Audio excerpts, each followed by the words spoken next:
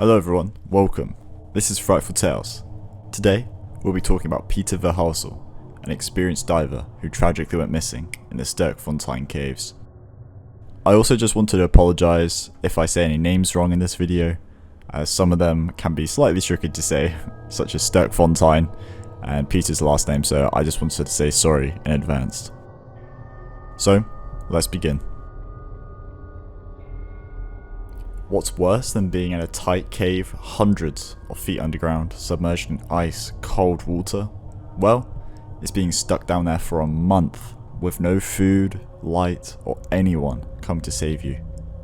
Tragically, this happened to Peter Verhulsel, a 29-year-old experienced diver in South Africa's Sterkfontein Caves, whose curiosity got the best of him. In November 1984, Peter and his diving friends were planning an expedition to the risky Sterkfontein Caves, located about 40 kilometers northwest of Johannesburg, South Africa. The Sterkfontein Caves is a set of famous caves which hold a lot of history and is fascinating to paleoanthropologists for its history and the origin of humans. These caves are actually really interesting, and if you're interested, I've put in all the sources down below. Peter was known by his friends as a risk taker. He would always break the strict rules whilst diving. Whether it be going into restricted areas or breaking away from the guideline, Peter's curiosity would always get the best of him. This is extremely dangerous whilst cave diving, as this type of behaviour can cost you your life. And today's dive was no different. During their first dive through the underwater cave, Peter went away from the guideline like usual. This alerted his friends as always, but Peter would eventually swim back to his group. His friends were probably confused and worried, and mostly angry, to risk his life like that. But they were relieved when he finally showed up. As you cannot communicate properly underwater, they gestured for Peter to stick to the guidelines and don't swim off again. Well, Peter wasn't having any of it. Just moments later, his curiosity would get the best of him once again, and he vanished into the darkness of the submerged cave. His friends would see his light flicker, kicking up silt from beneath him. I'm sure you all know what silt is by now, so I'll go over this quickly. But for those who don't, silt is a fine material, similar to clay or sand, which is safe above water. However, when it's mixed with water, it can obscure your vision, similar to fog or a really heavy smog. This is extremely dangerous for any cave diver, as it can make you lose your sense of direction and cause tangles in guidelines or equipment, costing you your life.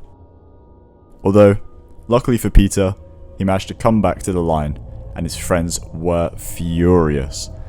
They would have thought he could have gotten lost or confused or possibly killed due to his confusion. However, luckily for Peter and his friends though, he was safe. Now, surely any sane person would stick to the guideline here on out, right? Well, Peter was obviously feeling extra curious today, as he decided to go for the third time in a row. Yeah, I know. I wasn't lying saying he was very, very curious and a definite risk taker. As his friends saw him divert for the third and final time, they would see his torch flicker once again, kicking up a light amount of silt. And darkness. Seconds pass. Minutes pass. Now, this is a difficult situation to be in. His friends begin to wonder what happened to Peter. Searching for him could cause even more trouble, such as getting stuck or getting lost themselves. This could spell disaster for the entire diving party.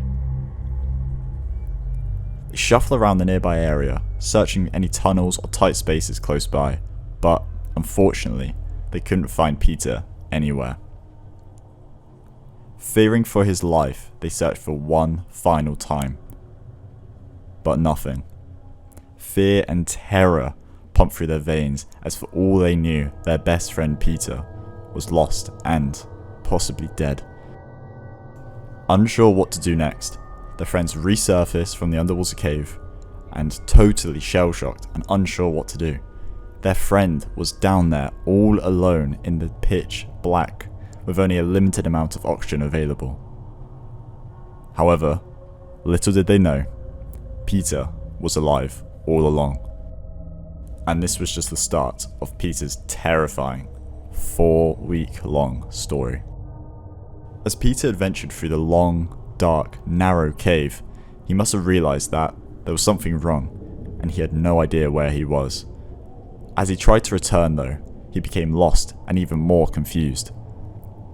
For many you might know, this can become deadly extremely quickly due to the dangerous variables, such as being underwater and in a tight, dark place hundreds of feet beneath the earth.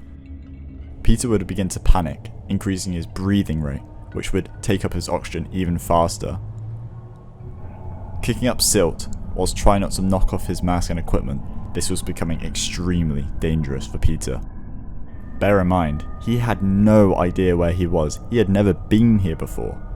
This was completely new to him and many others to come.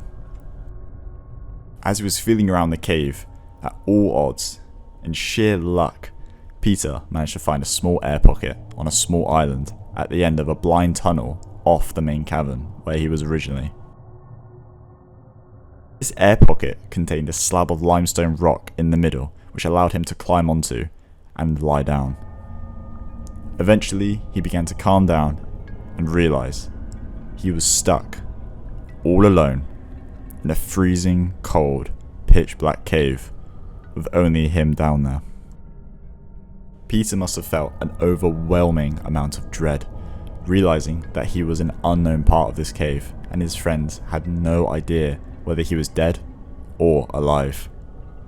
As Peter controlled himself and his breathing, it is said he would have succumbed to his exhaustion from swimming through the unforgiving cave, drifting asleep in pure, terrifying darkness.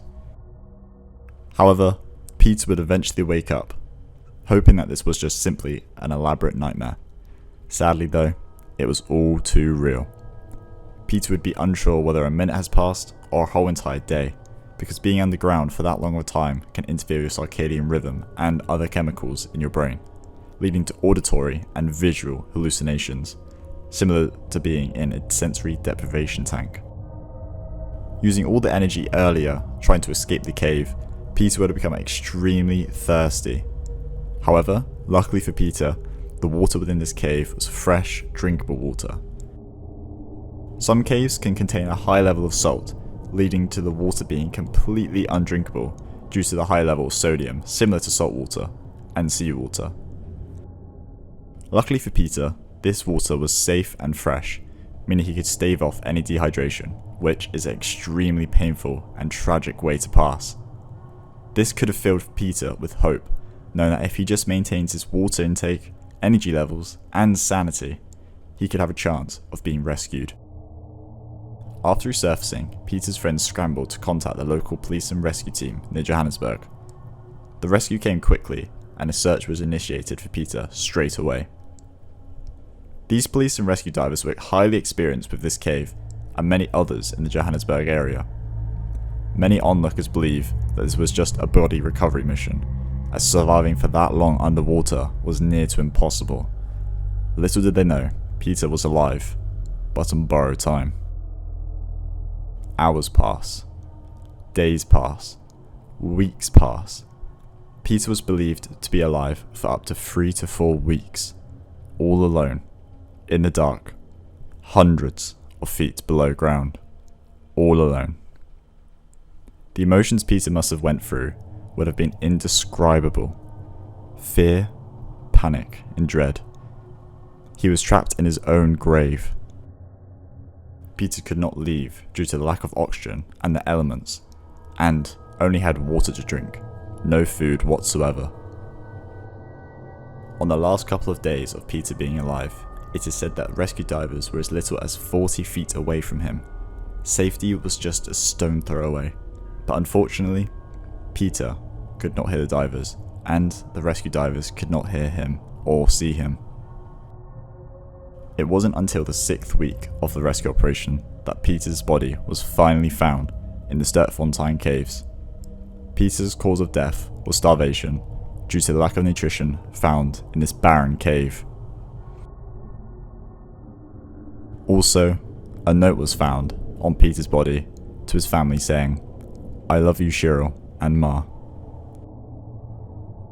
This has served as a very important tale for any aspiring or well-known diver to always use the safety precautions provided and never leave the safety of the designated line when underwater caving.